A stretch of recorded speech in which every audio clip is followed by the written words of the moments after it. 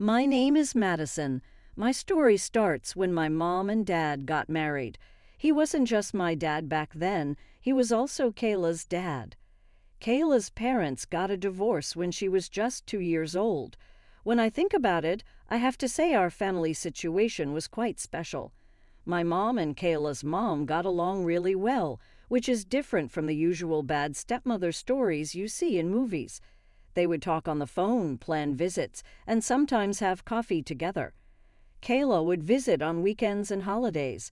At first, everything was great. We were about the same age, and even though we were stepsisters, we got along right away. We would play together for a long time, share secrets, and do all the fun things sisters do.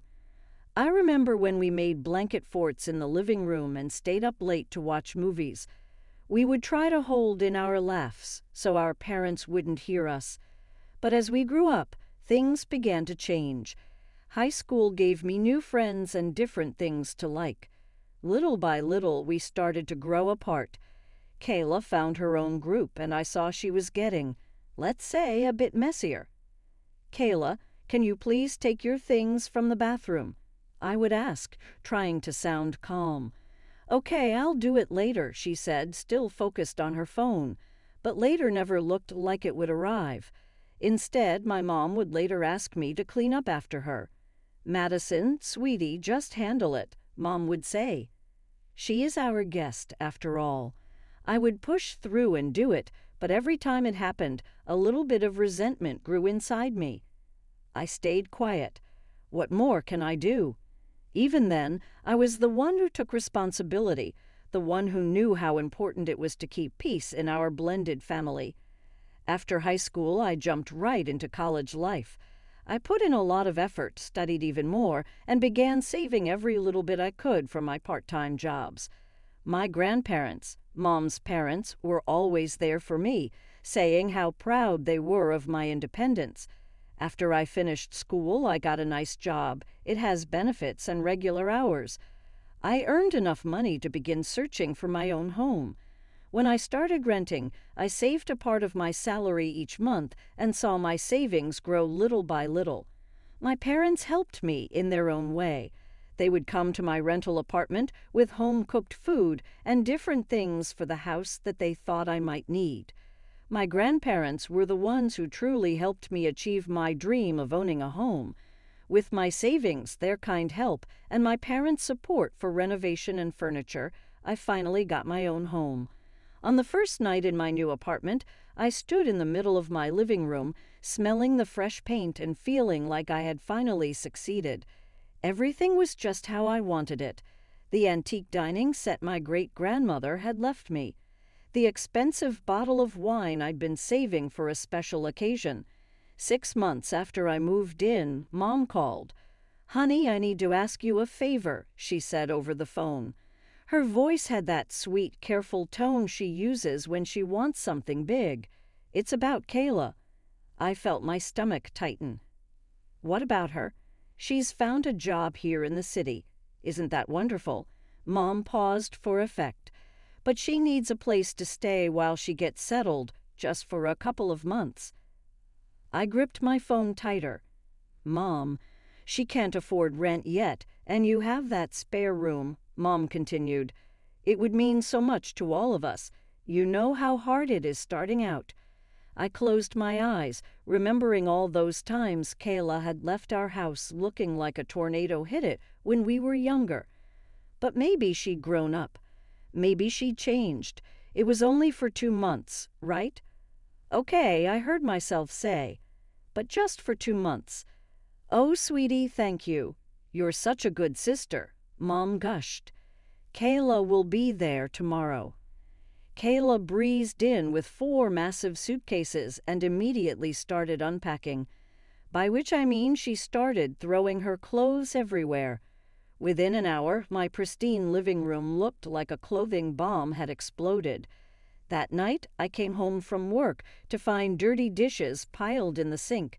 Half-eaten takeout containers were scattered across the kitchen counter. Kayla was sprawled on my couch, watching TV. "Hey, could you wash your dishes?" I asked, trying to keep my voice level. "I'll get to it," she said, not looking away from the screen. She never got to it. Days passed, and the situation only got worse. One morning, I opened my closet to find several of my favorite outfits missing. I found them later in Kayla's room, crumpled on the floor. "What the hell, Kayla?" I confronted her. "Why are you taking my clothes without asking?" She rolled her eyes. "Come on, we're the same size. Don't be so uptight about it. We're sisters, remember?" "Sisters ask permission," I muttered, but she was already walking away. The final straw was the food situation. I had always enjoyed cooking, making enough for leftovers to take to work the next day. But now I'd come home to find everything I'd made the night before completely gone, with nothing prepared in return. "Kayla, you can't keep eating all the food without contributing," I said one evening, standing in front of my empty fridge. She looked up from her phone, annoyed. "I'm a guest here, Madison. You're the host. You're supposed to take care of your guests. Guest or not, you need to help out," I insisted. "Whatever," she shrugged. "If you're going to be so weird about it, I'll just order takeout." I stood there, watching her scroll through her delivery apps, feeling my blood pressure rise. This wasn't what I'd signed up for. But every time I thought about confronting her more seriously, I heard my mom's voice in my head.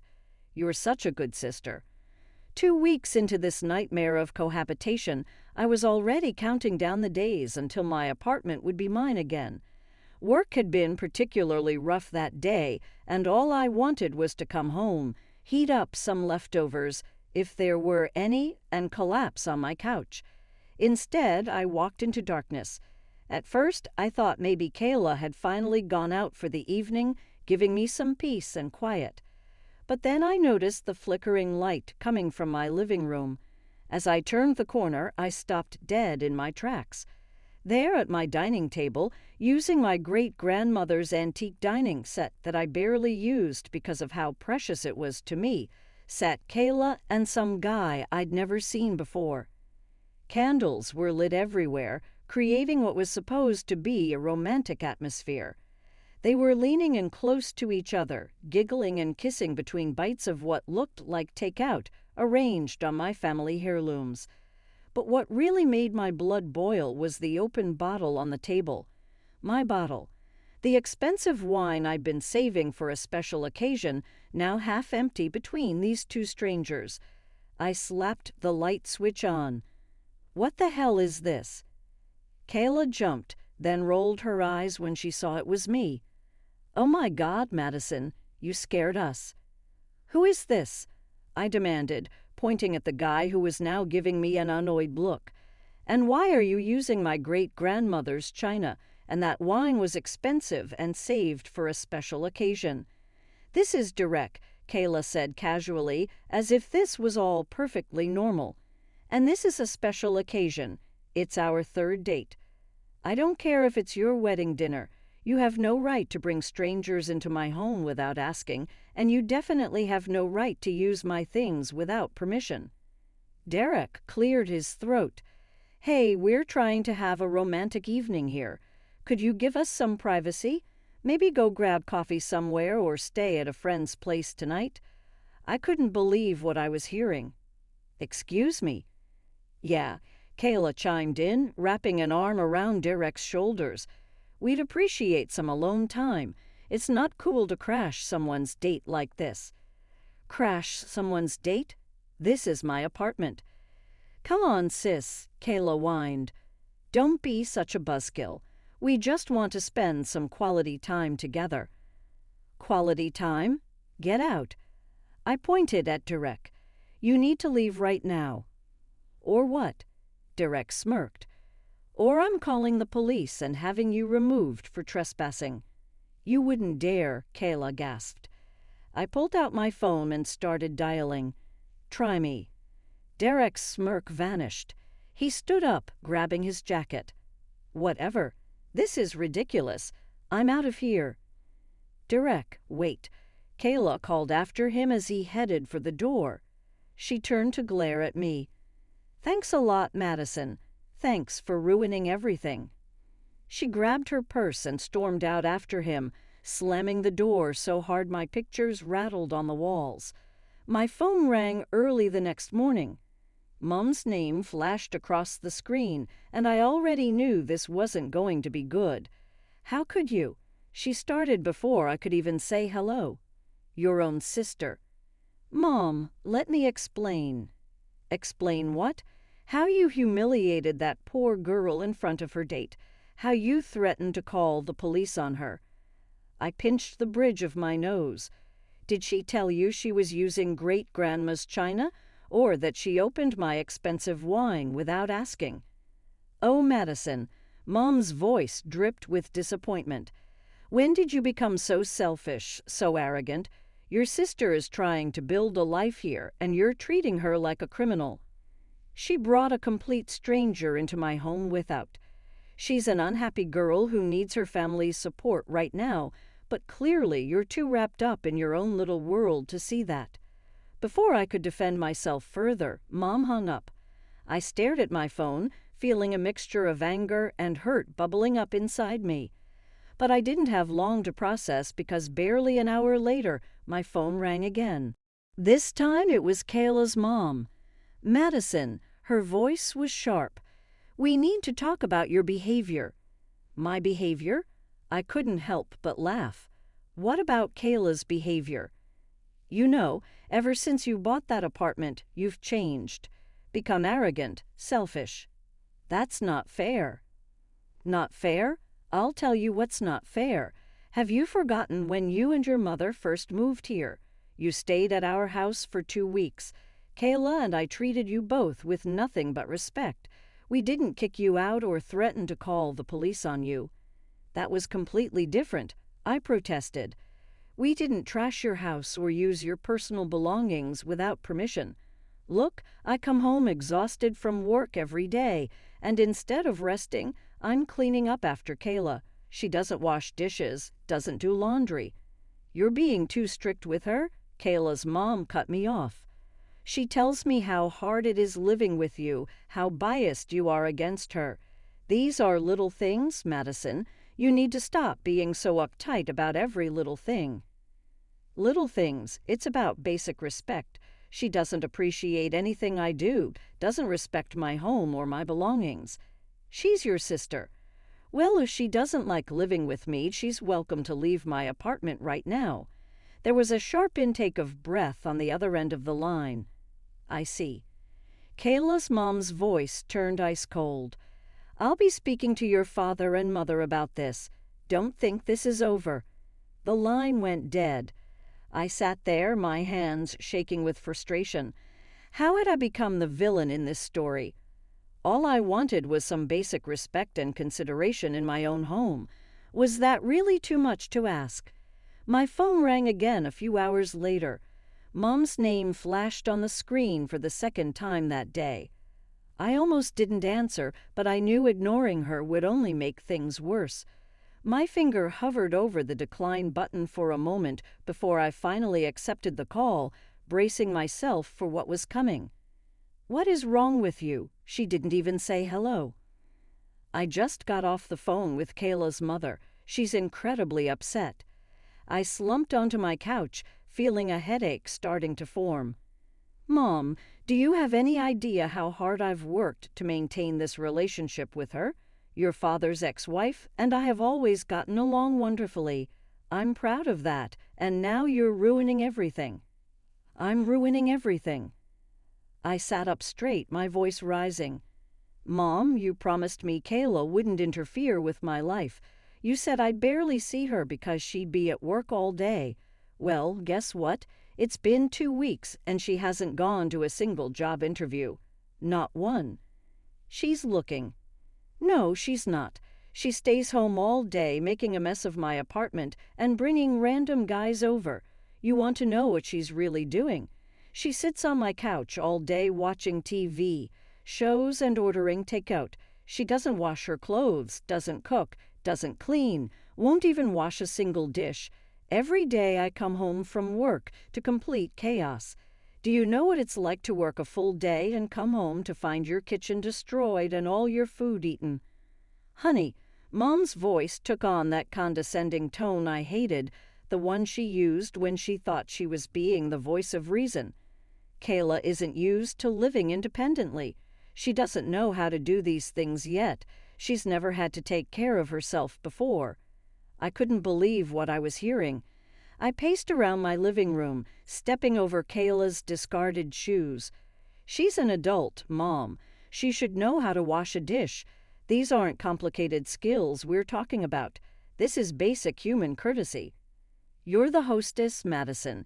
It's your responsibility to be hospitable and take care of your guests. This attitude of yours, I didn't raise you to be like this. I raised you to be generous and kind, especially to family. I felt the frustration building in my chest as my mother continued lecturing me about hospitality and family duty. Every word just reminded me of the constant disrespect I'd been enduring in my own home. The wine stains on my carpet caught my eye, remnants from Kayla's romantic dinner, and something inside me finally snapped. You know what, Mom? I interrupted her mid-sentence, my voice rising with every word. I'm done trying to explain this to you. I'm done being the responsible one, the understanding one, the one who has to accommodate everything. I'm just completely tired off. I took a deep breath, my next words coming out in a burst of anger. I'm tired of Kayla behaving like a pig in my house. The moment those words left my mouth, I heard a small gasp behind me. My stomach dropped as I slowly turned around. There was Kayla standing in the doorway, her face pale and her eyes wide. She must have come back to get something and heard everything. The look on her face made my anger evaporate instantly, replaced by a sickening wave of guilt. Kayla, I started, but she was already turning away. Madison, what's happening? My mom's voice was still coming through the phone, but I barely heard her. I watched, frozen in place, as Kayla walked straight to her room. I could hear her opening drawers and moving around. Within minutes, though it felt like hours, she emerged with her suitcases, the same ones she'd arrived with just 2 weeks ago. She didn't look at me as she walked past. She didn't say a word. The only sound was the rolling of her suitcase wheels across my hardwood floors and then the soft click of the front door closing behind her. I stood there in the sudden silence, my phone still in my hand, my mother's voice a distant murmur. I hung up without saying goodbye. The following days were eerily quiet. No calls from my mother. No angry messages from Kayla's mom. Nothing. The silence was worse than the arguing had been. I knew Kayla must have told her mother what happened, and her mother must have told mine. But no one was saying anything to me. The weight of that silence pressed down on me every day as I moved through my now spotless apartment. A week passed like this until there was a knock at my door one evening. I opened it to find both my parents standing there. Mom's face was set in that expression I remembered from childhood, the one that meant I was in serious trouble. Dad looked tired. They came in and Mom didn't waste any time. Do you have any idea what you've done? She started pacing my living room. Calling your sister a pig. Making her feel so unwelcome that she had to leave in the middle of the night. I didn't raise you to be cruel, Madison. She continued listing my sins, each one delivered like a prosecutor at trial. I noticed Dad hadn't said anything yet, just stood there with his hands in his pockets, looking around my apartment. Mom noticed, too. She turned to him suddenly. Why are you just standing there silent? Say something to your daughter. Tell her how disappointed you are.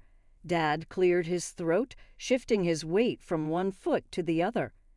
Actually, he said slowly, I think both of our daughters are wrong in this situation. What? Mom and I said simultaneously. Madison, he turned to me, his voice gentle but firm. Calling your sister a pig was wrong. It was hurtful, and it's the reason she left. You need to apologize for that. I nodded, feeling the shame fresh again. But he continued, holding up a hand as Mom started to speak. I otherwise support Madison in this. Kayla needs to learn to behave like an adult, like an independent person. Maybe it will be the push she needs to start taking responsibility for her own life. Sometimes the kindest thing we can do for our children is to let them face the consequences of their actions. My mother's face turned red. Oh, so now you want to parent. Where were you when I was helping Kayla find a job? When I was coordinating with her mother? Why do I have to take care of your eldest daughter more than you do? That's not fair, Dad started, but Mom cut him off. You know it's not fair. You sitting back silent all these years while I work to keep this family together. Well, congratulations. Now you can deal with your daughters yourself. Then she turned back to me, her anger finding a new target. And you? You think you can just throw your sister out whenever you feel like it. This is my property, I said, my voice steady despite my racing heart. I can do what I want with it. Mom laughed, but there was no humor in it. Your property. You think you did this all by yourself. Almost everything in this apartment was bought with our money. She gestured wildly around the room before pointing dramatically at the bookcase against the wall. That bookcase belonged to my grandmother. It's a family heirloom, which means it's my furniture, not yours. I stood there for a moment, looking at the bookcase my mother was pointing at. Then, without a word, I walked over to it and started taking the books off the shelves. What are you doing? Mom demanded. Packing up your furniture, I replied, my hands shaking slightly as I continued emptying the shelves. I went to my storage closet and pulled out some moving boxes I'd kept from when I first moved in. Madison, stop this, Dad said quietly, but I ignored him. Don't worry, Mom, I said, starting to break down the bookcase. A courier will deliver this to your house tomorrow. Since it's your furniture, you should have it. Mom grabbed her purse. I can't deal with this right now. This isn't the daughter I raised. She stormed out, slamming the door behind her. Dad stood there awkwardly for a moment. Madison, you should go after her. He nodded sadly, then followed Mom out. I heard him call for a taxi in the hallway. True to my word, I had the bookcase delivered to my mother's house the next day. After that, silence fell over our family again. No calls, no texts, no family dinners, just silence. A month passed like this. I threw myself into work, trying not to think about how everything had fallen apart. Then, one afternoon, my phone lit up with my dad's number. Can we meet for coffee? He asked. That little cafe near your office. Sure, I agreed, grateful that at least someone in my family was still talking to me. But when I walked into the cafe the next day, I stopped short. There, at the table with my father, sat Kayla, nervously stirring a cup of coffee. For a moment, I considered turning around and walking out, but Dad had already seen me and waved me over. I took a deep breath and approached the table. No one spoke as I sat down.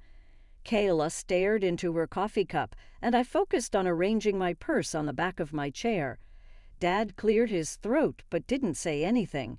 The awkward silence stretched on until a waitress came to take my order, giving us all a moment to collect ourselves. Finally, Kayla looked up. So she started, then paused to take a breath. I got a job. That's great. I managed. Yeah, it is. And I found my own apartment. It's small, but it's nice. I can actually afford it now with my new salary. She smiled slightly. And I'm still dating Derek. He thinks it's hilarious now. Keeps calling you the fighting girl. Says he's never seen anyone go from zero to calling the cops so fast. Despite everything, I found myself chuckling. Well, he was being pretty obnoxious. He was, Kayla admitted. We both were. She set down her coffee cup and looked me directly in the eyes. Madison, I'm really sorry for everything. The mess, the disrespect, using your things without asking. I was acting like a spoiled teenager instead of an adult. I felt something tight in my chest start to relax. I'm sorry as well. I shouldn't have called you that. That was mean, and I feel sorry about it.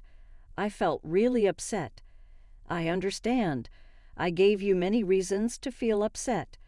Kayla stretched her arm over the table and held my hand tightly. I'm living alone now and I have to take care of everything by myself. I understand. Less than text I understand why you were really upset about the dishes, the cleaning, and all that stuff. Since that day at the cafe, Kayla and I have been working on our friendship again.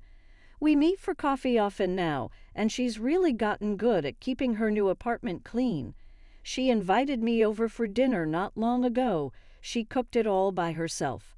But things with Mom are not the same. Dad says she isn't ready to make up yet. She needs some time to think, he says. But I understand it's not that simple.